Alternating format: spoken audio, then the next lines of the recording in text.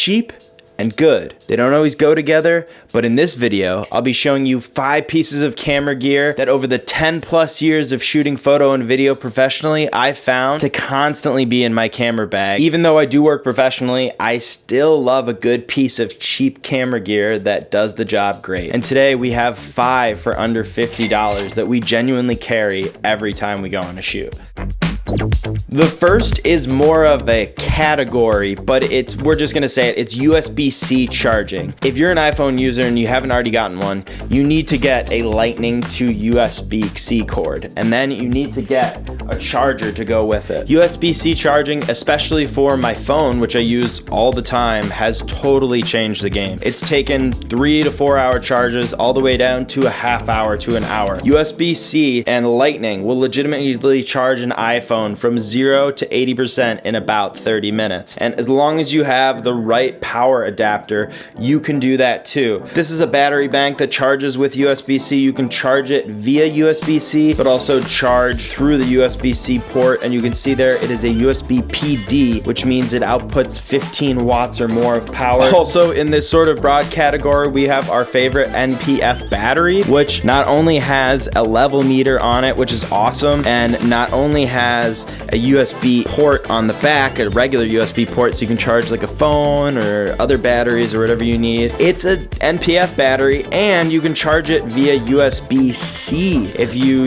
run out of NPF charging ports, or you're out and you have an NPF battery that's dead, or you want to do like pass-through charging on it. But just check your device and check the bricks you're buying. I'll link all this stuff below because these are my favorite. These are all awesome, kind of cheating. We can call this one item, but this is just USB-C in general is fucking awesome. Next up are these slim, soft, tiny little LED panels. There's a lot of panels that are pretty similar to these. These are the newer brand, but you can find bigger and smaller versions of these where the LEDs are on the outside for the most part, and they light up the middle, getting a soft light there. It's flicker free from 100% to 50%, which is awesome. That's pretty much where we use it. 3200 and 5600 are pretty close to accurate. So there's not a lot to hate. It's a tiny little light that is about $30 if you can actually find it. It's got a quarter 20 on the bottom. The battery locks in and it takes NPF batteries, which most of you have. We just talked about how awesome this NPF battery is, which comes in a pack of 2 for under $50. I legitimately use these lights all the time. I hand hold them during live video shoots. I put them on top of my camera, and I also use them pretty much every time that I have a product shoot, including today. For the price, if they break, they're pretty durable for what they are. They're all made out of plastic, but if they do break, typically about $25 to $30. So I'm not super concerned about the durability. This is my favorite. She's the best. What do you tell him, Tina? Your breath stinks. Next up is a family of 3 microphones from the company Techstar that all come in under $50. 2 of them are actually under $30, and one of those is the microphone I'm using to record this entire video. These 2 shotguns, the one I'm using to record the video and this other one, have just impressive reach and sound quality for the money. So I think outside of using an XLR mic, something like a condenser or a full shotgun on a boom, I really don't think there's any reason to get anything nicer than this unless you want some of the conveniences of the nicer mic brands. I'm not knocking them. I'm not saying there's not a little bit of quality bump, but the return in your investment is just not going to be there. I've used these again and again and again for scratch audio. Again, I'm using this for my audio. I just have an extension here so it can be closer to my mouth, but I'm just using this shotgun mic for the audio for this entire video. And these other 2 mics, this one is stereo. It has a plus 20 dB preamp on it. It's got everything you would want on a microphone, and it's tiny. It comes with a dead cat and it's stereo, but all of these have a decent preamp on them. This one has a plus 10 dB preamp. So does this one. This one has a really uncanny ability to reach out and grab people's voices really well, much like more expensive shotgun microphones tend to do. I think that you're just going to get minimal returns buying anything much more expensive than these. I don't think you're wasting your money if you've already owned something from a company like Rode. At the end of the day, you can afford what you could afford,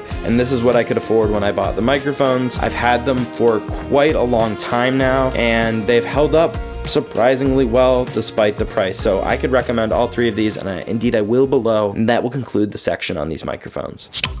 This channel is not sponsored, but if you want to check out the company that makes this golf ball bottle opener, it's a small business that I work at where I do all the photography and video. They're called Buffalo Bottle Craft, and you can find them on Amazon, Etsy, and at buffalobottlecraft.com. This is called the Beer Wedge, and it's what you just saw me opening my root beer with. It's a golf ball that's routed out on a CNC machine, and then they attach this really nifty opener plate to it and make it into a keychain, and it's ready to open so many root beers. So if you want to help me out and keep me employed, not sponsored, but you can go over to our website at buffalobottlecraft.com and buy some shit. And now back to your regularly scheduled, non-sponsored, this is not sponsored programming.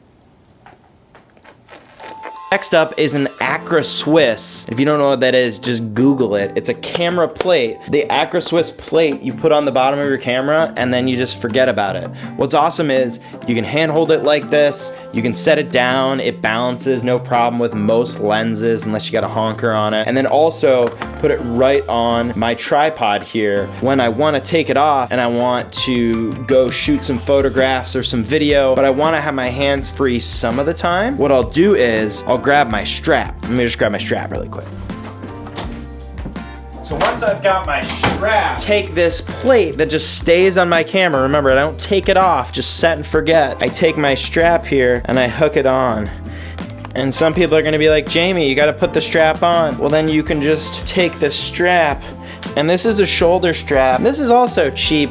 You can get both of these together for less than $50. And you just hold this, put this camera strap on, and then make sure it's tight and right. When you need it, you just pick it up, and when you're done with it, you just let it go. So there you go. And then once you're done hand holding it, once you're done with the strap, you just take off the strap, take it off the hook here, push the hook back in, and now it's just a regular Acra Swiss again, and you can bring your tripod back over and put her on the tripod, and everybody's happy. So that's the Acra Swiss with the hook on it for your shoulder strap. Super handy if you're like a hybrid shooter, or if you're just someone that wants a strap. These plates are awesome because you just screw them on, and instead of taking them off and putting on a different one when you want to strap up, just get this one. It's a universal plate, and then you can basically use any strap with a little hook on it for your camera without having to change plates.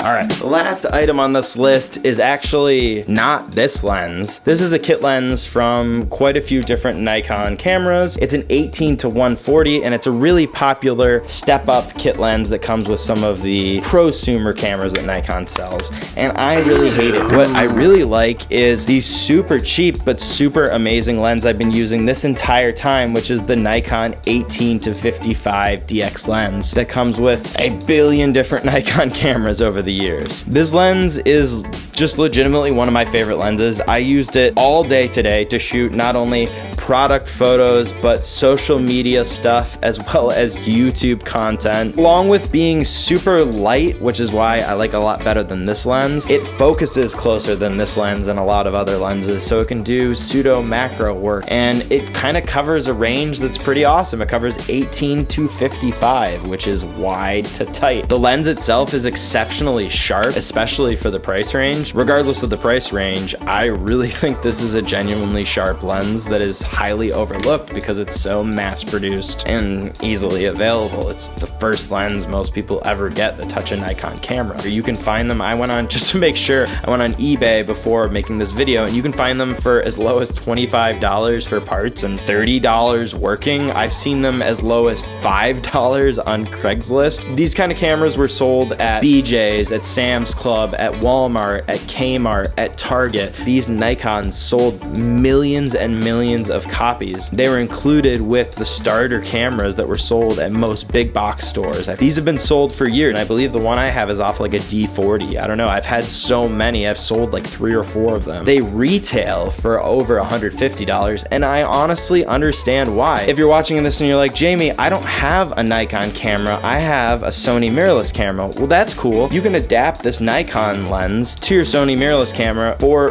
really cheap, for probably under $50. I bet you could probably get this lens and an adapter to your Sony camera for under $50. What I would actually do is pair it with another offering I have, which you can honestly find a lot of times for a similar price, is the 35mm f1.8, and you're good to go. These two lenses you could shoot for the rest of existence, and they're honestly what I use like more than 50% of the time when I'm doing professional work. I really do enjoy gear that is super low cost and super high value, and these lenses are just like the pinnacle. This lens might be a little bit pricier. You might see it for probably between $35 to $100, but I've seen them definitely as cheap as this other lens. I think these lenses are the best value that I can think of that I own, and I genuinely do use them pretty much every shoot I go on. This one for sure, and that kit lens almost every time.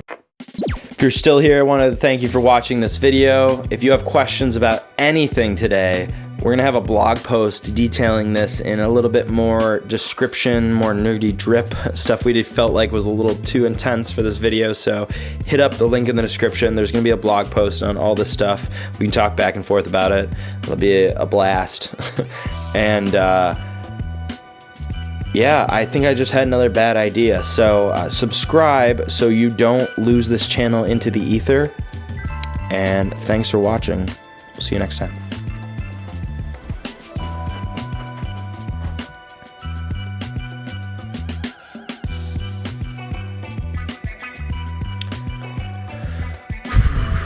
Okay, well, move this further down.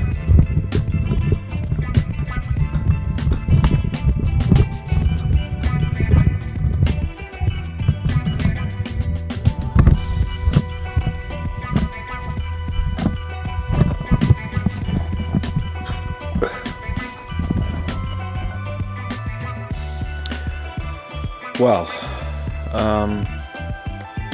okay.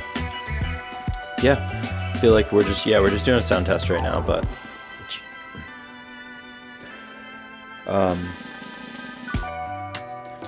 cheap and good. Cheap and good. They don't often go together, but today we're gonna look at cheap and good. They don't often go together, but today we're gonna look at 5 items that are in my everyday carry bag for photo and video that are really cheap, but really good. Let's take a look.